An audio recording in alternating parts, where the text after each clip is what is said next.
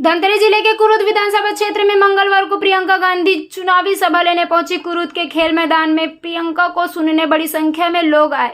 प्रियंका गांधी ने अपने संबोधन में पहले राज्य की भूपेश बघेल सरकार की योजनाओं का फायदा गिनाया। बाद में प्रियंका गांधी ने अडानी का नाम लेते हुए केंद्र सरकार पर निशाना साधना शुरू कर दिया। प्रियंका ने एक एक कर गिनाया कि किस तरह से केंद्र सरकार ने सरकारी कंपनियों का निजीकरण किया है। प्रियंका ने आरोप लगाया कि केंद्र सरकार ने सरकारी संपत्तियों को अपने दोस्त अडानी को बेच दिया है। प्रियंका ने यह भी कहा कि देश में टाटा बिरला जैसे उद्योगपति शुरू से हैं और पूरा देश जानता है कि टाटा बिरला बनाते क्या हैं, लेकिन अडानी के बारे में कोई नहीं जानता। अडानी क्या बनाता है, कितने लोगों को नौकरी देता है, इसकी जानकारी किसी को नहीं है। इसमें खड़े होकर तो सारे राजनीतिक दल के नेता बड़ी बड़ी घोषणाएं करते हैं कि नहीं? भाजपा वाले भी करते हैं, है ना? तो आपको कैसे पता चलता है कि जो घोषणा हो रही है उसे पूरा करेगा ये नेता, ये पार्टी उसे पूरा करेगी कि नहीं? इसकी आप तुलना कैसे कर सकते हैं कि जो भाजपा वाले कह रहे हैं वो करेंगे, ये कांग्रेस वाले जो कह रहे हैं वो करेंगे? कि आपको भरोसा है सरकार में, तो इसका कोई आधार होगा, इसकी वजह होगी। और हाँ, नेताओं में तो आप भरोसा करते हैं। कांग्रेस के नेताओं में महात्मा गांधी जी से लेकर आज तक जनता ने हमेशा भरोसा किया है, लेकिन उसका एक आधार होता है, और आधार अक्सर ज्यादातर यही होता है कि उस नेता ने या उस सरकार ने या उस राजनीतिक दल ने कुछ काम करके आपको दिखाया होगा। जब आपका जीवन बदलता है, जब आपके जीवन में तरक्की आती है, तभी आप भरोसा करने लगते हो। जब आपके देश को जनता ने आजाद किया, इस देश को जनता ने बनाया, किसान की मेहनत ने, मेरी बहनों की मेहनत ने, मजदूरों की मेहनत ने, छोटे छोटे उद्योगपतियों की मेहनत ने, नौजवानों की मेहनत ने, जो हमारी सेना के जवान हैं जो सरहद पर खड़े होते हैं, इनकी श्रद्धा और इनकी मेहनत से ये देश बनाया गया। इसीलिए हमारी विचारधारा सबसे पहले ये कहती है कि देश में जनता सर्वोपरि है। कोई नेता जनता से बड़ा नहीं है, कोई ऐसा नेता नहीं है जो सर्वज्ञानी है, जिसके हाथों में सारी सत्ता केंद्रित हो। हमारी विचारधारा कहती है कि देश में सबसे ज्यादा शक्ति, सबसे ज्यादा सत्ता और देश की संपत्ति तीनों देश की जनता के हाथों में होनी चाहिए। तो ये हमारे पार्टी की विचारधारा है, और जब आप कहते हैं इससे जुड़िए, तो इसी की बात कर रहे हैं। और मुझे बहुत गर्व है और खुशी है कि आज छत्तीसगढ़ का जो प्रदेश है वो कांग्रेस पार्टी की सरकार को लाकर इस विचारधारा से इस तरह जुड़ गया है कि इसकी बहुत तेजी से तरक्की होने वाली है। अब कैसे जुड़ा? क्योंकि जितनी भी सरकार की जो नीतियां हैं, प्रदेश की सरकार की जो भूपेश काका की नीतियां हैं और कांग्रेस पार्टी की नीतियां हैं, वो सब इसी विचारधारा से जुड़ी हैं, और सबकी यही, उसके नीचे यही सोच है, उनका आधार यही है कि आपका पैसा आपके जेब में जाना चाहिए।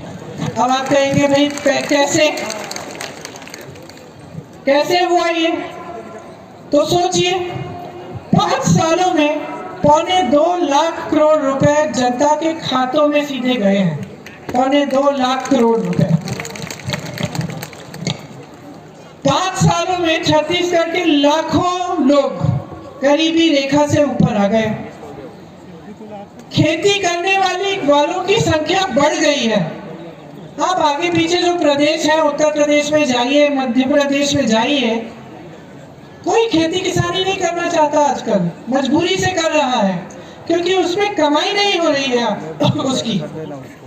आज छत्तीसगढ़ में आपकी कमाई हो रही है, और कमाई इस तरह हो रही है कि जो पलायन करके गए हैं वो कहते हैं कि हम वापस आके मदद करेंगे, घर जाएंगे, खेती किसानी करेंगे, क्योंकि यहाँ पे आपकी खेती किसानी से कमाई हो रही है।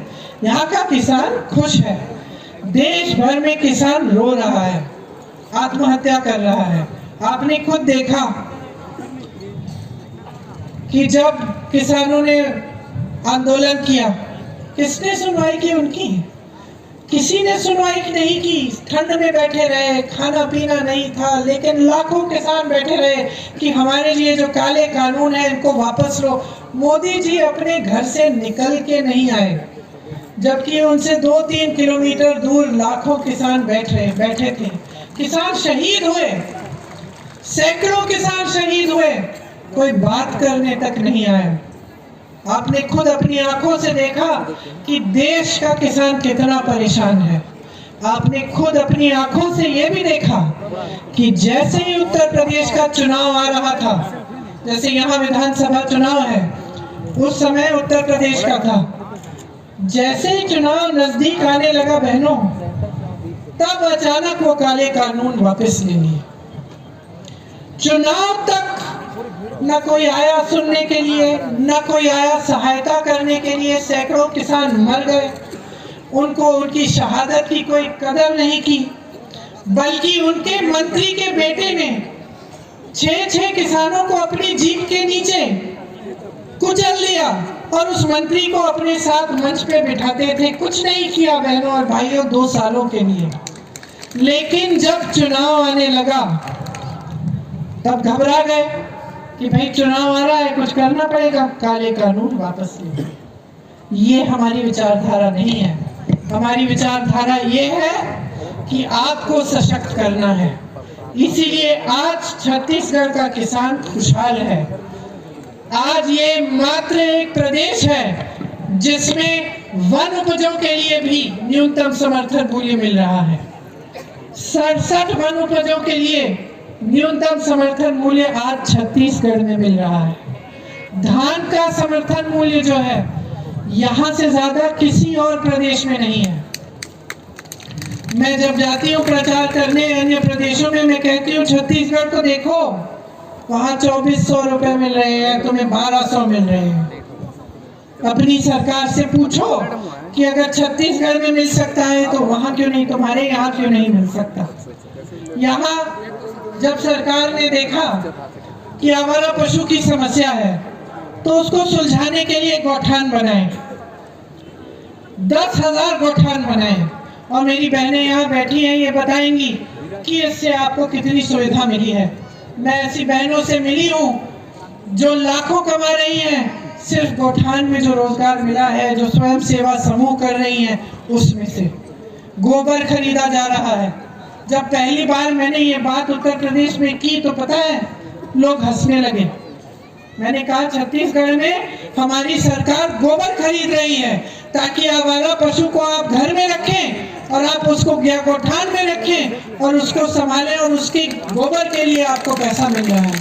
तो लोग हंसे मेरी बातों पे, उनको यकीन नहीं आया कि ऐसा भी हो सकता है कि एक सरकार ने इतनी गहराई से आपकी समस्या को सुलझाने की कोशिश की। उनको तो समझ में ही नहीं आई ये बात।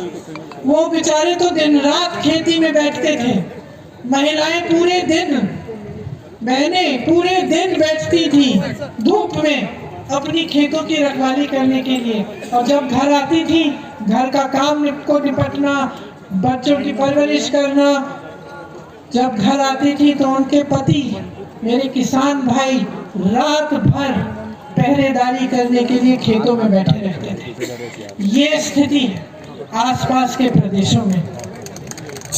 यहाँ जहाँ आपके लिए मोबाइल अस्पताल बनाए गए जिससे 1 करोड़ से अधिक लोगों को सुविधा मिली, जहाँ कांग्रेस के अन्य प्रदेशों में 25-25 लाख तक मुफ्त इलाज हो रहा है, आप भाजपा के प्रदेशों में देखिए, जैसे ही कोई बीमार पड़ता है तो दिल में इतनी घबराहट, इतना टेंशन होता है कि किस तरह से इलाज कराएंगे। सरकार से कोई सुविधा नहीं मिलती।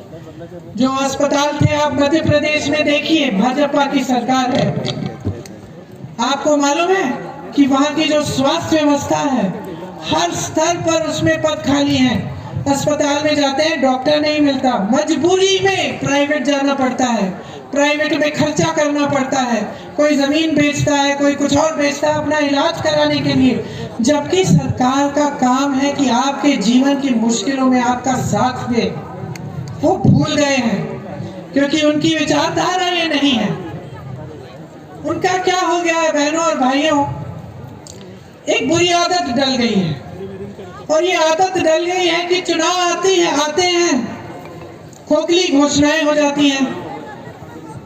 चुनाव की तैयारी में लोगों को लड़ाया जाता है, धर्म की बात शुरू हो जाती है। धर्म की बात देखिए कोई भी करता है तो हम हिंदुस्तानी हैं, हम सबके दिल में ये बात जरूर हमें लगती है। तो ये क्या करते हैं, ये धर्म की बात शुरू करते हैं, आपको उकसाते हैं, आपके जज्बातों को उभारते हैं और उसके आधार पर आपका वोट लेते हैं। मैं ऐसे लोगों के घरों में गई हूँ गांव में, जिससे मैं पूछती हूँ कि दीदी आप इनको वोट क्यों दे रही हैं, आपके यहाँ तो पानी नहीं आ रहा है, आप खेती कर रही हैं, आपकी कमाई नहीं है, आपकी धान की कीमत नहीं मिल रही है, बिजली बिल, ऐसी बिजली बिल आई थी उस महिला के घर में, हजारों की बिजली बिल, कहती है मैं तो बल्ब भी नहीं जलाया दीदी लेकिन बिल आ गई। तो मैं पूछती हूँ कि क्यों दे रही हो तुम वोट, और कहती है कि धर्म के लिए, वो धर्म की बात करते हैं ना दीदी। तो कैसे समझाएं हम आपको कि ये जो वोट है आपका इतना कीमती है, ये सारी बातें आपके ध्यान को भटकाने के लिए की जाती हैं। वोट जो आपका है ना इतना कीमती इसलिए है क्योंकि आपके भविष्य बनाने वाला औजार है एक। इसको आप समझदारी से देंगे तो 5 साल आप तरक्की करेंगे। इसको आप अगर इन उलझनों में पड़ के देंगे कि किसी ने धर्म की बात कर ली, किसी ने जाति की बात कर ली, किसी ने कोई झूठी घोषणा कर ली, तो आप तरक्की नहीं करेंगे, नुकसान सहेंगे, संघर्ष करेंगे। तो ये बहुत कीमती चीज है ये वोट, और इसको बहुत जिम्मेदारी से और गहराई से सब कुछ समझ के देना चाहिए। अगर आपको कल लगे कि भाई ये प्रियंका गांधी आई थी, बहुत सारी चीजें बोली, लेकिन हमें जमीन पे तो नहीं दिख रही, भाई ये कह रही है कि ऐसे गोठान थे, ऐसे रोजगार मिल रहे हैं, लेकिन हमें तो नहीं मिला, तो मत दीजिए वोट। मेरे कहने पे, किसी नेता के कहने पे मत दीजिए, आप अपने अनुभव पर दीजिए। ये नौजवान खड़े हैं, आप अपने अनुभव से गहराई से सोच के कि भाई क्या छत्तीसगढ़ का नाम आज अगर देश में पहचाना जा रहा है तो क्या हिंसा के लिए, भ्रष्टाचार के लिए है कि हमारी तरक्की के लिए आज पहचाना जा रहा है। तो आपको लगे कि हाँ, आजकल हम जाते हैं अन्य प्रदेशों में तो लोग कहते हैं कि भाई छत्तीसगढ़ अच्छी जगह है, छत्तीसगढ़ में कम बेरोजगारी से जोड़ रहे हैं। आज आपको मालूम है छत्तीसगढ़ में सबसे कम बेरोजगारी का दर है। भाजपा के प्रदेशों में इतनी बुरी हालत है कि मैं सोचती हूँ कि किस मुंह से वोट मांगते हैं ये लोग। मध्य प्रदेश में 3-3.5 सालों से इनकी सरकार ने 21 रोजगार दिए हैं। 2100 नहीं, 21,000 नहीं, 21 रोजगार। यहाँ पे बेरोजगारी का दर पूरे देश में सबसे कम छत्तीसगढ़ में है। आप सोचिए कि किस मुंह से ये वोट मांगने आते हैं। चुनाव आता है, बड़ी बड़ी घोषणाएं, अब एक बड़ी वो महिला आरक्षण बिल ले आए, सारी महिलाएं सोच रही हैं कि हमें आरक्षण मिलेगा, हम आगे बढ़ेंगे, हमारी तरक्की होगी। और मीडिया वाले मेरे दोस्त यहाँ खड़े हैं, इन्होंने बड़ी इवेंटबाजी की, खूब पब्लिसिटी की, सबने देखा कि भैया आरक्षण आ गए महिलाओं के लिए, बहुत खुशी फैली देश में। फिर पता चला कि 10 सालों के लिए ये लागू ही नहीं होंगे। ये आरक्षण 10 सालों के लिए तो महिलाओं को दिखेंगे ही नहीं। और जब कांग्रेस पार्टी कहती है कि ओबीसी का उसमें आरक्षण होना चाहिए महिलाओं के लिए भी, तो आप पीछे हटने लगते हैं। जब कांग्रेस पार्टी कहती है कि जातिगत जनगणना होनी चाहिए, तो आप पीछे हटते हैं।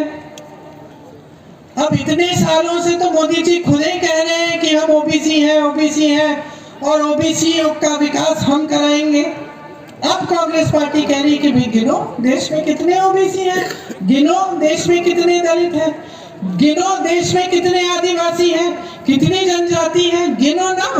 क्योंकि अगर गिनोगे नहीं तो मदद कैसे करोगे?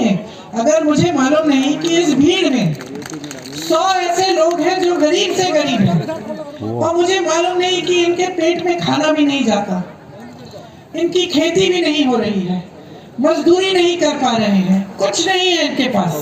मान लो मैं यहाँ आई, इस भीड़ को मैंने देख लिया, मैं कहती हूँ कि मैं इस भीड़ के लिए कुछ करना चाहती हूँ और मुझे मालूम नहीं है कि इसमें 100 सबसे गरीब हैं जिनके पास कुछ नहीं है, पुश्तों से कुछ नहीं मिला।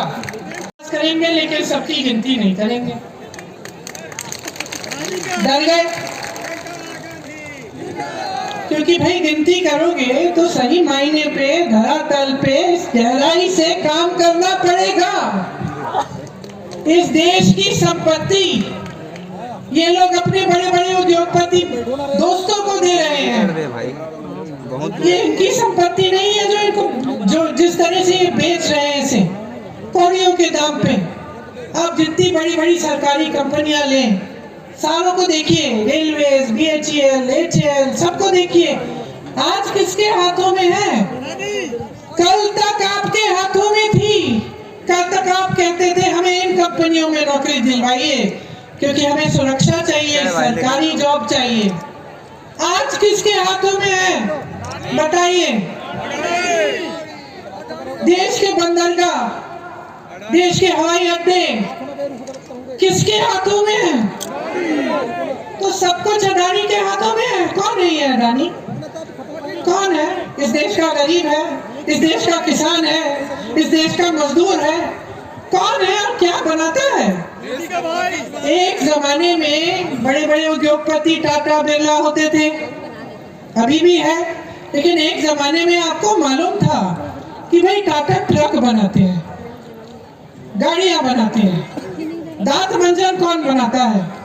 हम जब दुकान जाते हैं बर्तन कौन बना रहा है, कपड़ा कौन बना रहा है? आप जानते थे कि ये बड़े बड़े उद्योगपति हैं, ये काम करते हैं और ये हमारी सुविधा के काम है। जो बनाते हैं वो चीजें हमारी काम आती हैं। आज बताइए जी, अडानी अंबानी जी क्या बनाते हैं? क्या बनाते हैं? कोई बताएगा क्या बनाते हैं? कोई बताएगा कितने मजदूर काम करते हैं इनके लिए? कितने जॉब देते हैं आपको? कोई बता सकता है? कुछ नहीं, आप बता नहीं सकते। कुछ बनाते नहीं है बहनों और भाइयों, जो आपका था वो ले लिया है, आपके लिए कुछ नहीं बन रहा है। और ये आपकी संपत्ति थी, ये आपकी संपत्ति थी जो आपके जेब में जानी चाहिए थी। ये आपकी संपत्ति है जिसे 8,000 करोड़ का हवाई जहाज प्रधानमंत्री अपने लिए दुनिया भर में घूमने के लिए खरीदता है। 2 खरीदे हैं, 8,000 करोड़ के हवाई जहाज, खुद घूमते हैं पूरी दुनिया में। ये आपकी संपत्ति थी जिसमें से उन्होंने कहा कि एक बड़ा सा हॉल बनेगा दिल्ली में, 27,000 करोड़।